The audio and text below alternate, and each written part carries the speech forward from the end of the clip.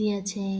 ဒိုးစီကသတင်းကြွကျောင်းပိတ်ရက်တွေရှိသလိုမျိုးဒီမှာလည်းသူတို့ဖျားပူဇနီးယပွဲတွေကျင်းပတဲ့ကျောင်းပိတ်ရက်ပေါ့နော်ရှိတယ်သူတို့ဖျားပူဇနီးယပွဲတွေကဒူကာပူဂျာလို့ခေါ်တယ်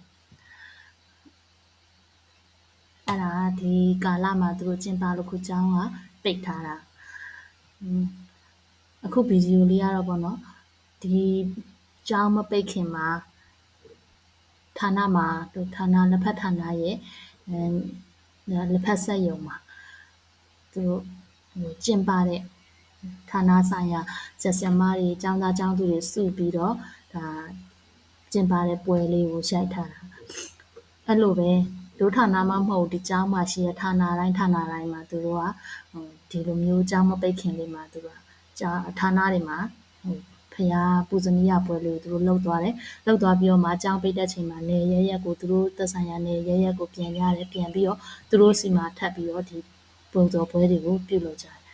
ဒိုးစီသတင်းကြွပြန်တယ်လို့ပဲအဲ့ဒီမှာအဲ့ကမှာဆိုလို့ဆိုရင်သူကစီမီတွေလည်းထွန်းတယ်ပြီးရင်ဖြောက်တွေဖောက်တယ်မီရှူမီပန်းတွေလွတ်တယ်ကလာမှာအဲ့လိုမျိုးလုပ်ကြတယ်အဲ့ပွဲတွေမှာထူးခြားတာလေးကတော့ပဲစိမ်းတုပ်တွေစားရတာပေါ့နော်ပဲစိမ်းတုပ်ဆိုတာကြတော့ပဲမျိုးစုံကိုရေစိမ်ထားပြီးတော့အဲ့ဒါကိုမျိုးစုံရောပြီးတော့အဲ့ဒီမှာငပြောသီးလေးတစ်ပိုင်းပြီးရင်အဲ့တပြည့်သီးလေးတစ်လုံးပန်းသီးလေးတစ်စိပ်အဲ့လိုမျိုးလေးလည်းပါတယ်စုံမဲ့ကြံလေးကလည်းအစစ်သေးသေးလေးတစ်ခုပေါ့နော်ပြီးရင်အဲ့လိုမျိုးပဲတီစိမ်းကလပ်ပဲအဲ့လိုမျိုးပဲမျိုးစုံကိုရေစိမ်ထားတဲ့ဟာအစိမ်းလိုက်ပဲအဲ့ဒါကိုရောထားတဲ့ဟာကိုသူနည်းနည်းလေးစီကျွေးတယ်အဲ့ဒါကိုပဲစိမ်းတော့အဲ့ဟာလေးကျွေးလို့အဲ့ဒါစားလို့ဆိုရင်သူတို့ရဲ့ဆိုရကျမ်းမာစေတယ်ပေါ့နော်ကျမ်းမာစေတယ်နေကောင်းစေတယ်အဲ့လိုမျိုးအယူဆနဲ့တယောက်ကိုနည်းနည်းချင်းစီစားရတယ်ဖြစ်မနေကျွေးရပြီးမှ